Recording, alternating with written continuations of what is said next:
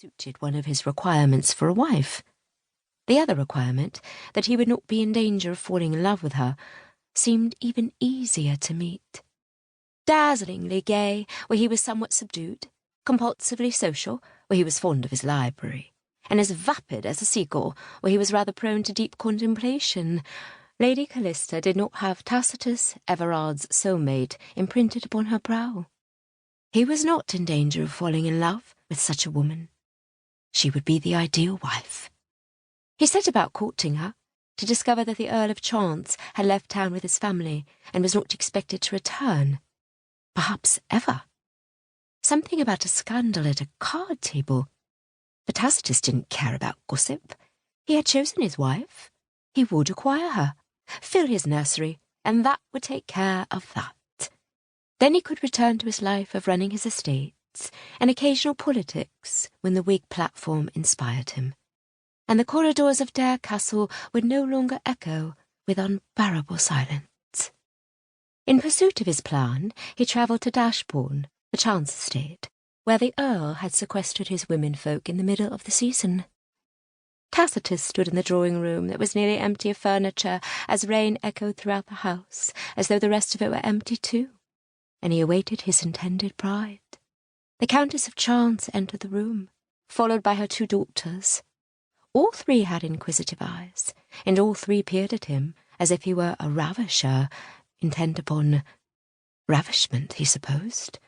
Lady Chance was quietly graceful and golden blonde.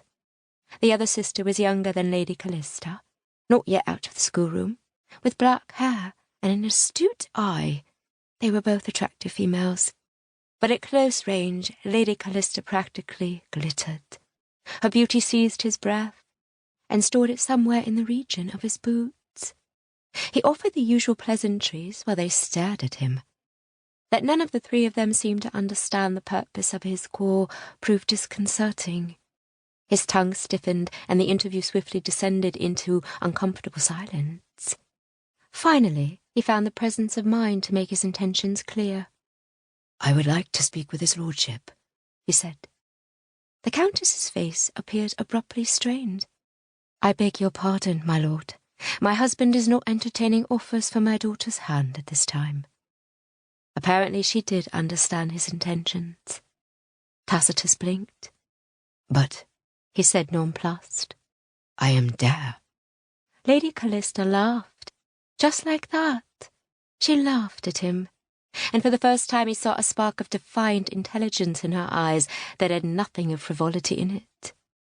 "My lord," her voice rippled over him, "it would not signify if you were York or Hanover. In this house, the only tonic of marriage we drink is true love.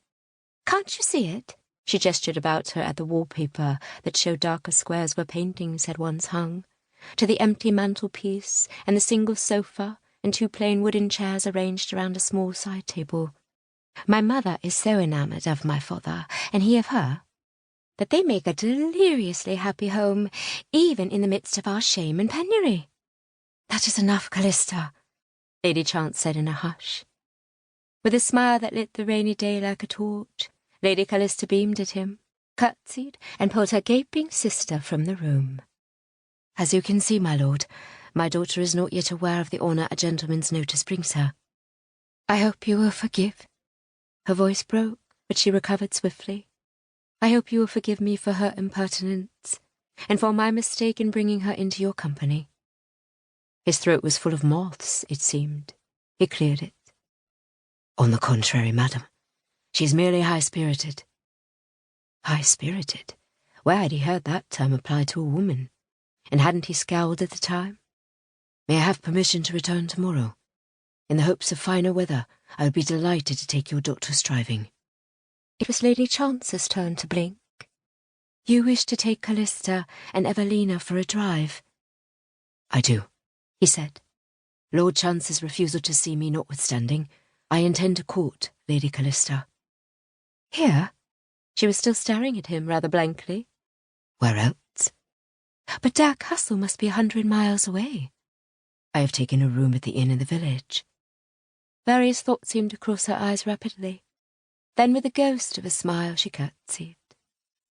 "My daughters will be honoured to drive with you."